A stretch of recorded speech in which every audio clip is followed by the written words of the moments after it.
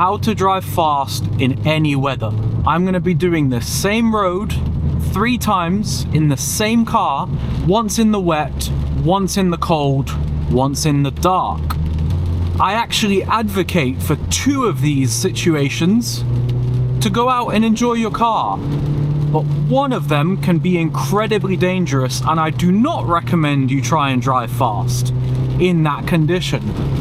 Starting with the wet. I'll tell you all the upsides first, and then we'll get into the things to watch out for. Driving fast on the road can often be boring. It's often too slow to enjoy your car in the dry. But in the wet, you have a few more things to deal with. Your ultimate grip is lower, so there's more situations that can get a little bit sketchy. You can get closer to the limits of your car. One of the benefits is that you can play around a little bit more without ruining your car and your tires.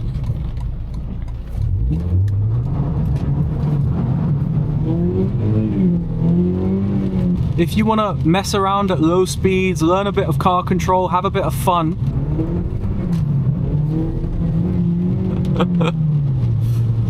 I mean, I'm still not very good at this stuff. I'm still learning. But it's great fun to practice.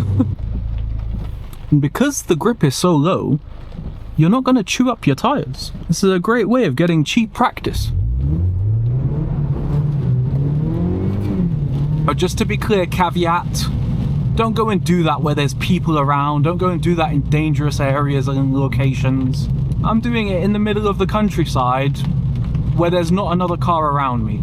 If I get it wrong, the only thing I'm damaging is my own car. One downshift, a little heel and toe into this corner, chuck it in. A lot of people that are into cars and into driving, as soon as they see liquid falling from the sky, car stays in the garage, no enjoyment happens. It doesn't have to be the case, but there are some things to watch out for. First and chief among which is tires. Now, I know a lot of people struggle with tires, choosing tires. A lot of people would just go to their local tire shop and say, can I get the budgets? Can I get the mid-ranges? And tires can be a struggle. One thing I don't struggle with anymore is my car's infotainment. And that's because of today's paid partner, Ottocast, and their new P3 Pro. This thing is basically a supercomputer for your car. Look at how modern this interface is. Now, you can use this in the traditional way, pair your phone, use your phone as a driver for the apps, but currently my phone's Bluetooth is off because this little box has a built-in cloud SIM for data and it has built-in GPS. It knows exactly where I am on Google Maps. I can use Spotify for my music. I can even go in and watch a MickDrivesCars video on YouTube. And it gets better yet, because this P3 Pro has some of the best voice recognition I've ever come across. I'm going to Stoke-on-Trent, and I need you to find me a nice Chinese restaurant that's highly rated. Look how fast that is. That was not a simple instruction. I'm going to go into my car's default infotainment. I'm going to Stoke-on-Trent. Find me a restaurant. Didn't get that. If you want the best infotainment experience, go and get yourself one. I have an exclusive discount, which is MickDrivesCars. Use that code at checkout. All the details and the links are in the description below. Let's get back to talking about driving in different conditions. Having good tires is absolutely paramount to being able to enjoy your car in the wet. If you're going sideways around every corner and the car is just not giving you any confidence, it's not going to be fun. You need the tire to give you enough grip that when you don't want it to slide, it isn't. Now, the best way to figure out which tire to get is tire reviews. I love this website. I'll link it down below. They've also got a YouTube channel where one of the most handsome men on YouTube will teach you all about tires. It's a good thing he's a pretty damn good driver too. If you really want your car to just be bomb-proof in the wet, you can get something like the Uniroyal Rain Sports, which basically just make driving in the wet feel like driving in the dry. They're phenomenal. But any good tyre, Michelin Pilot Sport, a Goodyear Eagle Asymmetric, you can have a ton of fun in the wet on any of those. But if you've got a car on a mishmash of cheap tyres, maybe give this one a miss. You might have a bad day. You see, in the dry, you can get away with a slightly questionable tyre. In the wet, that's not the case. You really do live and die on the quality of your tyres in the wet. Another thing that can really ruin your day in the wet, standing water. Those puddles on the side of the road will suck you into them, they'll grab your tyre. They also operate essentially as black ice. There's not really any way to drive around the fact you're in them once you're in them. So the absolute best thing to do is avoid them. Big puddle can't be avoided. You see, when roads are completely flooded and there's no escape route, long day. You get that in the middle of a corner, there's nothing you can do. You're a passenger. Which means you really have to have your brain switched on. If you want to go for a spirited drive in the wet, you've got to really be forward planning. This is another element that tyres do help with. The tyres that are really good in the wet will cut into those puddles because of their aquaplane resistance. And this is probably a good time to talk about aquaplaning. People always confuse aquaplaning. Losing grip in the wet is not aquaplaning, it's just losing grip. Aquaplaning is when you hit a big body of water and your tyre floats on top of that water. That's what you're feeling when you hit those big puddles. The only way to deal with aquaplaning is to avoid the puddle in the first place or go slower.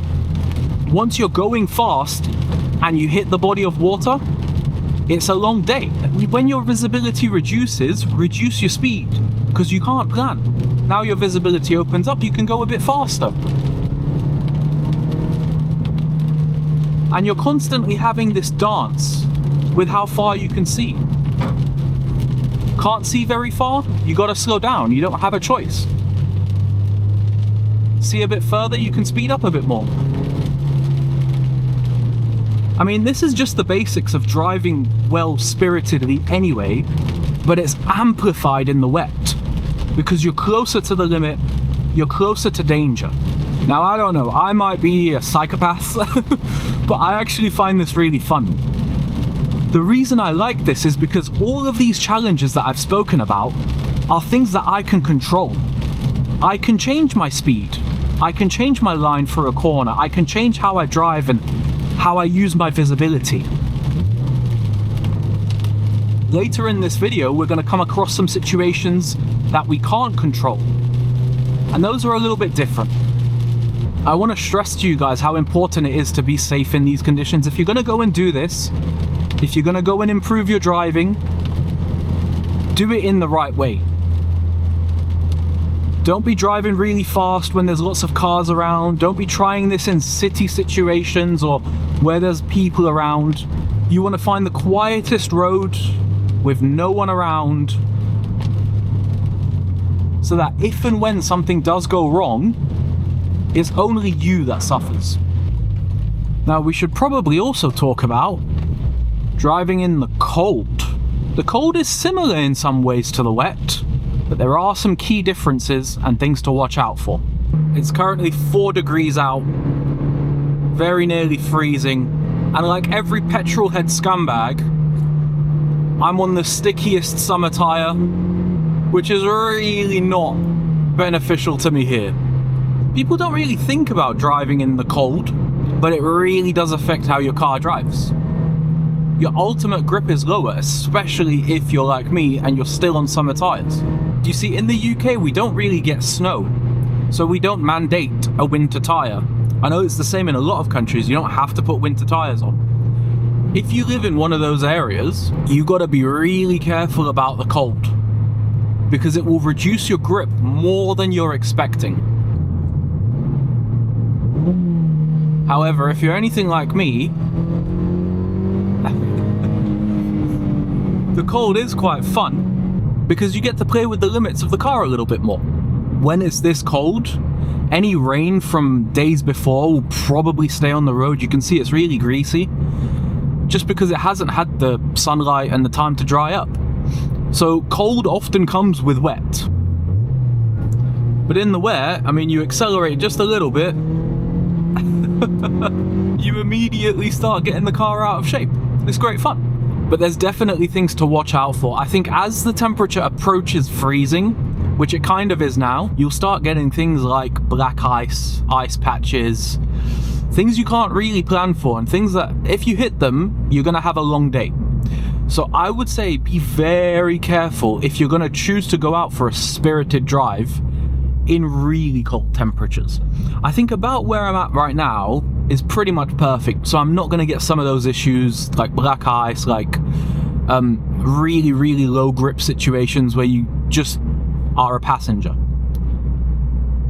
Around this temperature is where it's pretty safe to still go out for a fun little drive, enjoy your car a little bit. Definitely keep your windscreen washer topped up. Windscreen's gonna get a little bit dirty, a little bit mucky. Can't be avoided. And with that terrible disappointment, let's move on to driving in the dark. Apologies in advance for any questionable video quality that you're gonna observe during this section. This is just the real world. Cameras are not good at nighttime. And when I talk about dark, I mean dark. The dark is one of my least favorite situations to drive fast in. In the wet and the cold, and in many other conditions, the conditions are often affecting things that you can control. They're reducing your grip. Well, you can drive in a way to allow for that. But what the dark reduces is your visibility. And there is no way to drive around having less visibility. You guys have got to remember, for driving fast, visibility is probably the most important thing to prevent yourself having crashes, having accidents, and having a long day. I also understand the opposite perspective. Yeah, if you want to do a little skid, odds are there's nobody around and nobody cares, which is kind of cool. A lot of people like driving fast at night because they often feel like night is one of the times where they can drive fast. If you're gonna go out on the road and do questionable things in the way that you enjoy your car, it feels safer to do those things at night. There's probably gonna be less police around, there's probably gonna be less people around to see what you're doing. But the thing is, yes, you reduce your chances of getting caught doing naughty things, but you increase your chances of having a crash. You just do. And these tight technical country lanes, like, there's very little margin for error. So not having the visibility to be able to forward plan is such a handicap. This is just the reality, like, you do not see what's coming. So far during this video, it's been quite nice because we've had no traffic because it's relatively late at night. But you get a car coming the other way, you just don't see anything. I know there's usually a big puddle down here, but I'm only doing that by memory. You see the big puddle there? If you didn't know that was coming and you fly down there at 60, you're gonna have a long day. There's no way to avoid that. I'm not actually driving fast. That's because I didn't think this is a good idea. And the thing is, there's no environments where driving fast at night becomes more acceptable. Because the environments that are lit, that would be more acceptable, are the environments where you shouldn't be driving fast. In city situations or on the motorway, there's just no opportunities to enjoy your car. There are opportunities on these types of roads, but these types of roads are incredibly sketchy at night time. I think maybe if you've got like a car that can take a bit of a beating, like a road going rally car, an Evo or a WRX STI, I think this could be a little bit of fun. Importantly, one that has not been lowered. Because driving a low car in these situations is just a bit of shit. And on these wider sections, especially the ones that are lit, it gets better.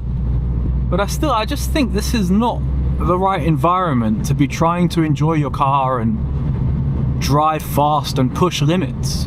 I would go as far as to say this is not even particularly fun. I just feel like I'm trying to survive out here rather than actually enjoy my car. Which is a big shame, because normally I see that national speed limit sign coming up and I want to absolutely send it. But in fact right now I'm kind of thinking, do you know what, 40, 45 is about as fast as I want to go. Gives me time in case I see any issues to slow down. I know this road at the back of my hand because I drive it all the time. I know that this car can do this next corner at 70 miles an hour because I've done it before, and I am going nowhere near that speed because I can only see like 10 meters in front of me. For me to drive fast, I need all the right conditions to make the risk acceptable. And this risk to me isn't acceptable. Bit of an announcement, next week is steering feel review week. The response to my steering feel review video has been overwhelming, and we've got a bunch of cars that I've now filmed. We will be having 4 videos starting next week, all steering feel reviews. I'm exceptionally excited. The first one is a really cool car, and there's a number of really cool cars in there. So if you haven't, get subscribed. My name's Mick. I drive cars. Peace.